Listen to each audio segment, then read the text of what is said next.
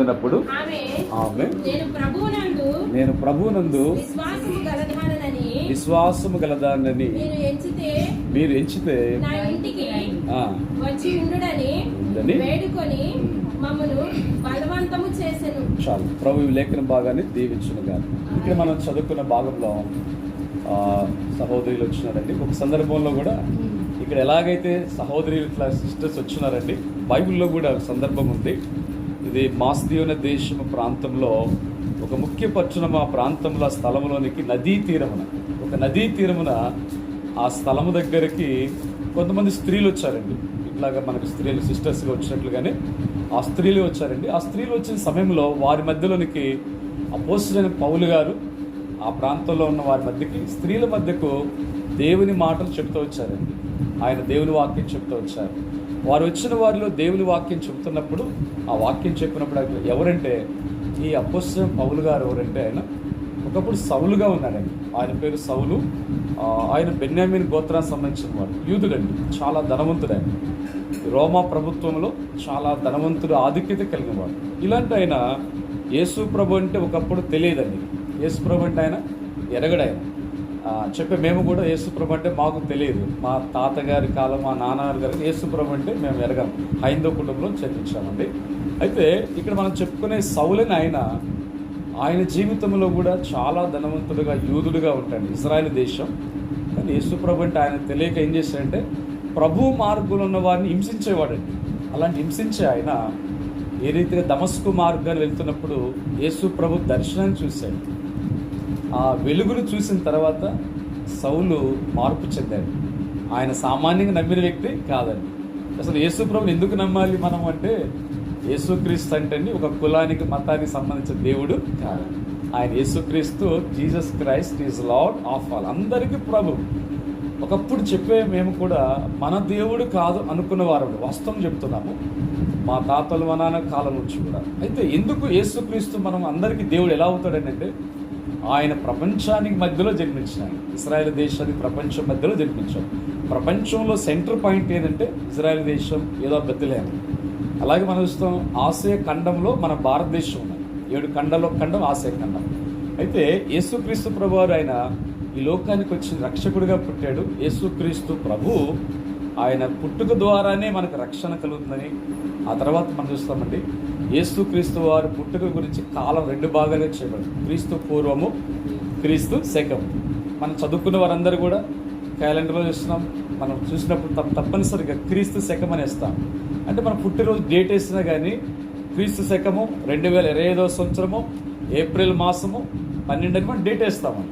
అంటే యేసు క్రీస్తు ప్రభువారు అంటే కారణం ఏంటంటే, యేసు క్రీస్తు వారు పుట్టుకతో కాలము 2 భాగాలకి విభాగించమని, క్రీస్తు పూర్వము, క్రీస్తు శకము.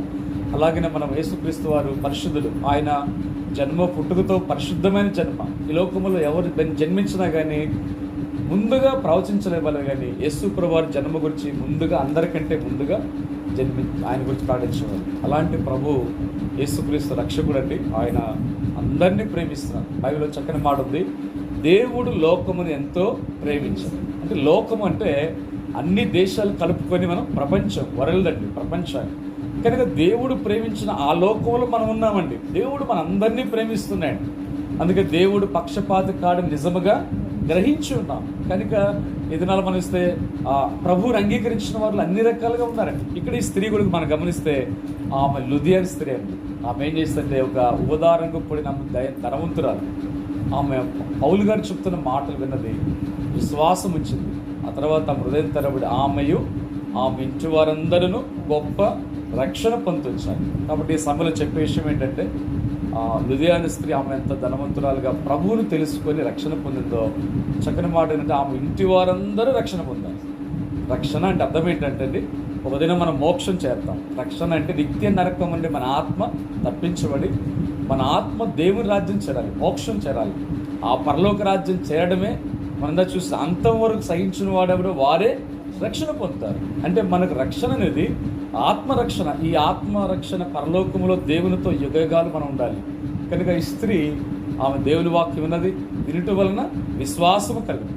ఆమె విశ్వాసం ఇచ్చింది. తర్వాత విశ్వాసంతో పాటు దైవభక్తి కలిగి గొప్ప బాప్తిస్మ రక్షణ పొంది ఆమె భర్త పిల్లలు కుటుంబంతో గొప్ప రక్షణ పొందారు. అలాగే దేవుడు ప్రేమిస్తూ ఉన్నాడు.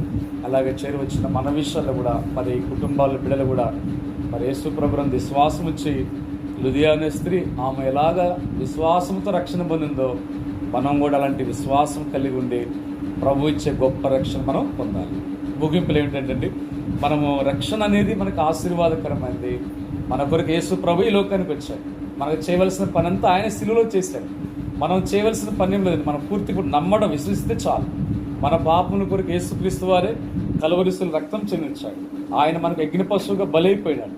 ఆయన మరణం పొంది 3వ దినం తిరిగి లేచినాడు. కనుక యేసు ప్రభు తిరిగి లేచిన దేవుడే ఉన్నాడండి. ఆయన తిరిగి రాబోతూ ఉన్నాడు. కనుక ఆ ప్రభువును మనం విశ్వసిస్తే చాలు. ప్రభు ద్వారా గొప్ప రక్షణ ఆశీర్వాదం మనకు. మీ కొరకే ప్రార్థన చేస్తామండి. ఇలా మోకరిస్తూ కళ్ళు మూసుకొని దయచేసి కళ్ళు మూసుకున్నట్టుగా ప్రార్థన చేస్తాము.